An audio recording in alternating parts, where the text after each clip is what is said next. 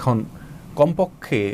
কতটুকু ব্যবস্থাপনা করলে আবাসনের স্বামী তার দায়মুক্ত হবেন বা তার কর্তব্য আদায় করা হবে? এ প্রসঙ্গে প্রায় সকল ফুকাহায়ে কেরামের মত হলো, স্বামী যদি তার স্ত্রীকে এমন একটি আবাসনের ব্যবস্থা করেন যেখানে স্ত্রী নিজে স্বাধীনভাবে চলাফেরা করতে পারেন, প্রবেশ করতে পারেন, বের হতে পারেন, বসবাস করতে পারেন, কেউ সেখানে তাকে ডিস্টার্ব না করে, তাহলে সেক্ষেত্রে স্বামীর এই কর্তব্য তিনি আদায় করছেন, এটি বলা হবে। আল্লাহ সুবহানাহু ওয়া তাআলা কোরআনে কারিমে এই আবাসন সম্পর্কে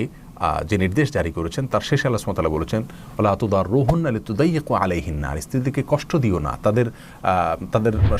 তাদেরকে সংকীর্ণ করে দিও না, তাদেরকে সংকটে ফেলে দিও না, এমনভাবে তাদের আবাসনের ব্যবস্থা করো যাতে তারা ডিস্টার্ব ফিল না করে, তারা কষ্টের মধ্যে না থাকে, অর্থাৎ স্বাধীনভাবে যেন তারা বসবাস করতে পারে। এখন প্রশ্ন হলো, একটি ঘর তাকে দেওয়া